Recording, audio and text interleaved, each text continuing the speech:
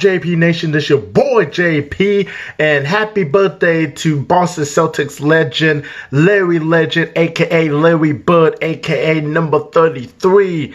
Man, rocking the green in the 80s, man. Happy birthday to one of the greatest players of all time, top 10 player of all time, by no question, one of the greatest clutch makers of all time. If you haven't seen my previous Larry Bird reaction videos, make sure you check that out. Want to give him a special shout out, and I'm gonna do a reaction video today too on Larry Bird, this time from Clayton Crawley's Making the Case.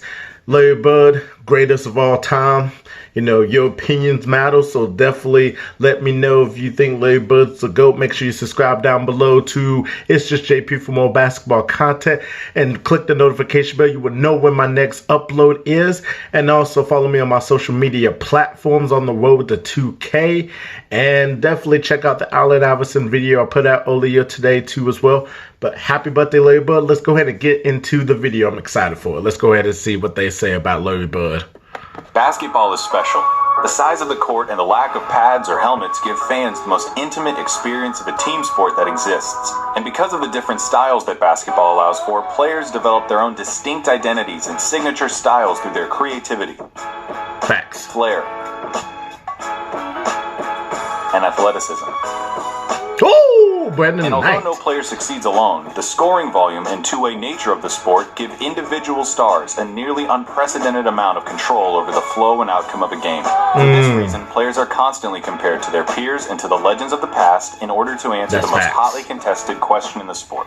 Who's the greatest to ever do it? Yes. For many, the question is redundant. They believe in only one right answer, their answer. Others might have their own personal stance, but acknowledge one or two alternatives. But I believe that there's much more nuance to the question of greatness and more answers to it than you might think. By my count, there are 8 players in NBA history that have a substantial claim as the GOAT. It's a subjective thing, though. I can't give you a definitive answer. All I can do is make the argument. So today, I'll be making the case for Larry Bird as the greatest basketball Larry player of Legend. all time. I want to hear this. I want to hear this. I'm excited, man. People don't give Larry Bird no respect at all, man. Larry Bird was phenomenal in his own right. Let's listen to what he says. When it comes to basketball, Larry Bird is the smartest, clutchest player to ever play the game. Facts. Now, if you don't think that Larry Bird is the greatest basketball player of all time, you probably hate that I just said that. Those are the kind of talking head sport cliches that surely impact the game, but are impossible to empirically measure. Normally, I'd agree with you, but I think that when you talk about Larry Bird, you see those intangibles become real, palpable results. I wouldn't have said it if I didn't believe it. When Larry Bird was drafted by the Boston Celtics in 1978, the NBA needed saving. Attendance was in the toilet, the league had few marketable stars, cocaine addiction had several players in its grasp, and, most damning of all, playoff games were being tape delayed. Yep. Playoff games at the highest level of basketball were being put in the back seat for black and white movies and network reruns. Yep. But rather than join the Celtics after being taken 3rd overall, Larry Bird decided to return for his final year at Indiana State, a decision that would prove to be one of the most important in the history of the sport. Bird's final year saw the Sycamores tear through college basketball, going 33-0 before the national championship game. Bird, already claimed by the NBA's most historic and prestigious franchise, had established himself as the generational talent who would inherit the mantle of pro basketball. Facts. Indiana State's opponent in the national championship was Michigan State, captained by the immortal Irvin Magic Johnson. The Sycamores lost the championship to the more talented Spartans in the highest rated game in the history of basketball at any level, still to this day. Yep. The stage had been set. The next decade of basketball would be defined by the rivalry between the white hick from French Lick and his Boston Celtics and the black Magic and his Showtime Lakers. The rivalry between Bird and Johnson is entwined into the fabric of the NBA and is worthy of 100 documentaries. In this video, though, we're going to be looking at Bird's claim of supremacy. In NBA history. Here's Bird's basketball resume. His 3 championships come with perhaps the highest collective degree of difficulty of any player's championships. His 3 MVPs came consecutively, 3 in a row, making him only the 3rd player to accomplish the feat, along with Bill Russell and Wilt Chamberlain. His 2 Finals MVPs are misleading. He was absolutely the best player on the 81 Celtics, but he was only a sophomore, and his 15 points per game in the finals gave the media an excuse to exact a little vengeance on a legendarily difficult interview. His all-star and first-team selections also come with the caveat that Bird only played for 13 seasons and missed all but 6 games of the 89 season following surgeries on both feet. Yep. I can hear you already. A 13-year career, and this guy is supposed to be the GOAT? What color of paint are you huffing, Clayton? Green, obviously. But hear me out. Celtic green. Yeah, Bird's career lasted about 2/3 as long as it should have. But what he did in that time was so impressive and so substantial that every basketball fan acknowledges that he's in the conversation as the greatest ever. Doesn't it matter that those 13 years saved professional basketball, delivered a disproportionate amount of memorable moments, defined the golden age of the league, and produced a career by which all other forwards, before or since, are measured? Bird squeezed every drop of talent out in those 13 years and made it seem more like 30.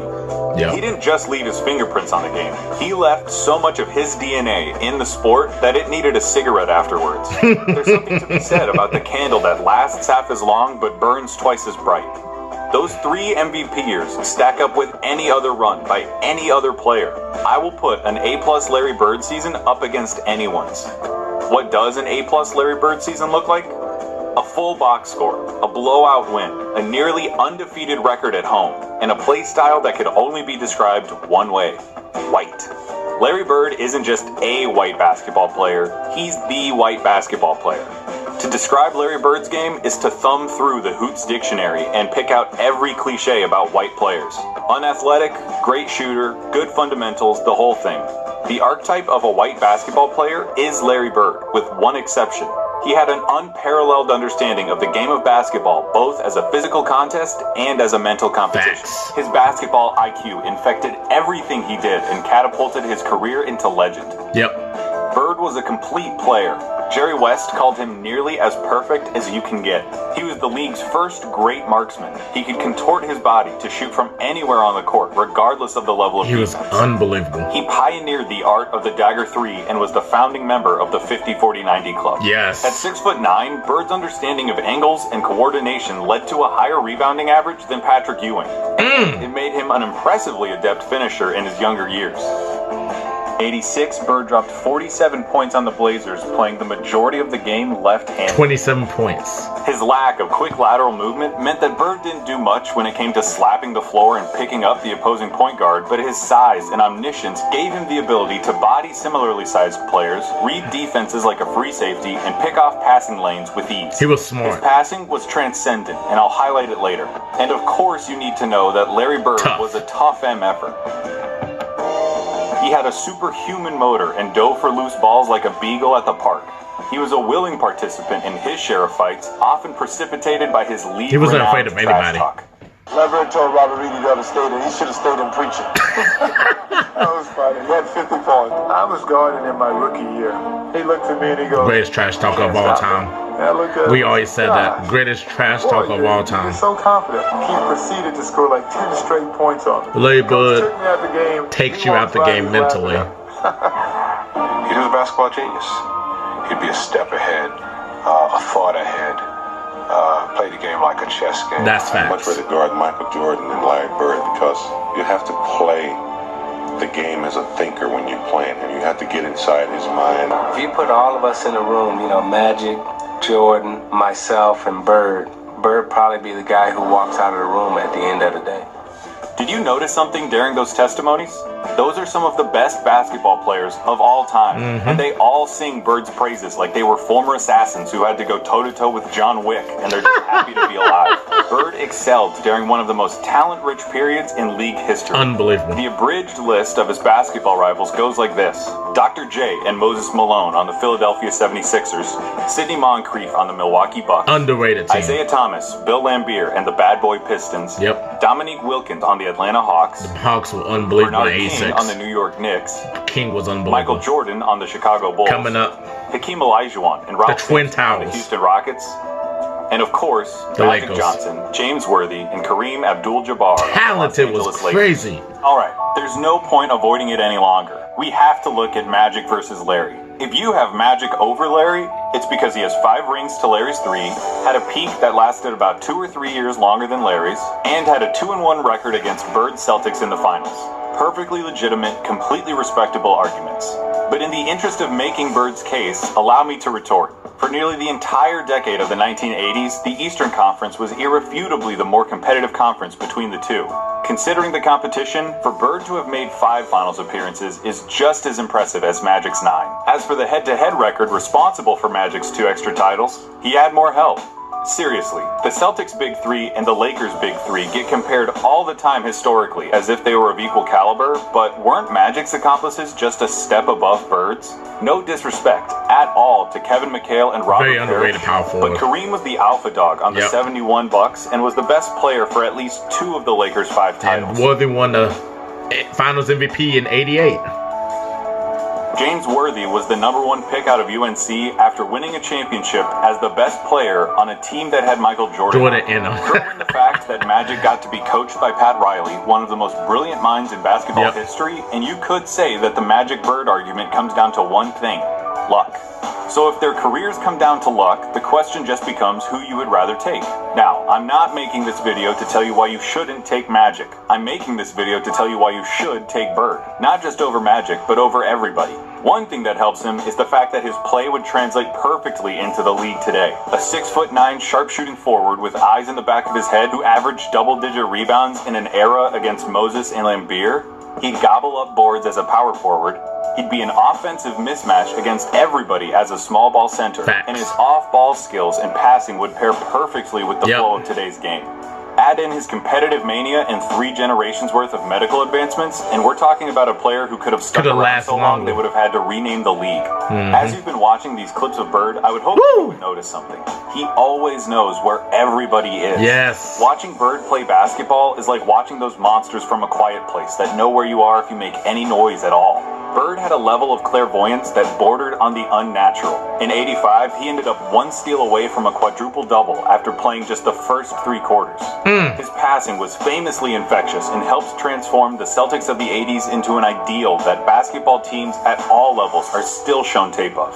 They moved the ball with precision and intent, always looking for better shots and determined to get the entire team involved in the effort. That fact is almost entirely attributable to Bird and his wizardry with the ball. This acumen also helped Bird become the only player with a GOAT claim to transition successfully into other basketball roles after his playing career. Yes. In his 3 years as the head coach of the Pacers, Bird won a Coach of the Year award, coached the Pacers to their first and only finals appearance, and gave Michael Jordan as much trouble as he ever got in his career in the '98 Eastern Conference Finals. They were physical After too. moving into a front office role for Indiana, he won Executive of the Year in 2012. Nobody else becoming haven't the done only that. person to have an MVP, Coach of the Year, and Only Executive person. of the Year award. On the court or off of it, inside and out, Larry Bird sees basketball as only he can. That intelligence also lent itself to Bird's defining skill, making the big plays. Remember, NBA players get paid to win games.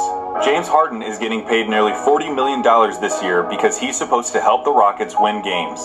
Victory can be achieved in a lot of ways, and the win column doesn't care how it happens. As Mark Sinclair once said, It don't matter if you win by an inch or a mile. Winning's winning. but when your team is down 1 in a crucial playoff game with 8 seconds left, and you need to hit a shot to stay in the series and keep your season alive, that's where players really separate themselves and earn their money. Love it or hate it, it's the players that come through in the big moments that live forever in our memories. Some players, for whatever reason, were never able to do it consistently. Some players were truly outstanding at it. Larry Bird was the best at it. Yes. Just clutches shots he'd be making. Unbelievable. Y'all gotta put respect on Larry Bird's name. Stats about his field goal shooting under 2 minutes with a score that's this close, or tell you who has the most buzzer beaters, or any of that. Take that for data. I'm just going to show you clutch moments in clutch situations. 1985 against the Blazers. Bird drops 48 points, including this. Down 1 with 2 seconds left. Over 2 people. Over 2 people. Larry, fake, fall away. All right. 1985 against the Hawks. Bird sets the Celtics scoring record with 60 60 points with shots like these. They open the right side. Bird He was hot. He drills it again. Even the Hawks was giving each other high fives on the bench. 1986 against the Rockets. Not all of Bird's clutch moments were singular. The bigger the moment, the bigger his performance. Yep. In Game 6 of the 1986 NBA Finals, Bird clinches the championship with a triple-double in what he calls the best game he ever played. 2 seconds on the shot clock. Bird wants a... What? Houston was not ready for him. 1987 against the Washington Bullets. Bird hits one shot to tie it That before it's didn't waved count. off because Yep. of a timeout. Hits another shot to tie it up for real. Crowd is standing up. It goes now to Bird. Wow. Bird goes up top. And then in double overtime, down 1, he does this. It's going to go to Bird. He's got a shot. Lift his leg up. Got it. The 3-point field goal. And that's that. It's all over. For 3 years, from 1986 to 1988, the three-point contest knew no other champion but Larry Bird. Still going to drop The one legend. quickly. 14. Wow. This is the tie for the money. He said, I'm back in the winner's circle. 1987 Eastern Conference Finals, Game 5. Tied at 2 games apiece against the Bad Boy Pistons, this enormous game would put the winner 1 game away from the NBA Finals. The Pistons are up 1 with seconds remaining. The ball goes Larry's out of bounds off the steals the ball. Celtics. Isaiah Thomas just needs to inbound the ball to win Look the at game. Bill Walton. He's like, oh, jeez, no. Now then the steal by Bird. Underneath the DJ. Great moment. Great moment.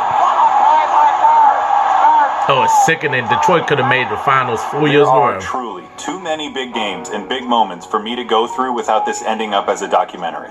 But that all leads me to this, what I really want to talk about. 1987, NBA Finals, Game 4 against the Lakers. LA is up 2 games to 1, and the Celtics need to win to tie the series and stay alive. Bird hits a 3 with 12 seconds left to go up by 2. Bird goes for 3. Crop. Kareem comes down and gets fouled with 8 seconds left. He makes the first, Misses the second. but misses the second. LA ends up with the ball with 7 Magic seconds with the left, baby down hook, 1 too. point. I remember this. The low post being Over Kevin McHale that had a broken foot but still played. Magic hits this, Yep. the baby skyhook. Wow. scores with 2. 2 seconds left, down 1. Dennis Johnson. This is when Larry Bird had it. He had it. It was right there. It was right there. What do you think happens? I bet it wasn't that. When I paused the tape and the ball was hanging in the air, you thought it was going in. Yep. Bird thought it was going in.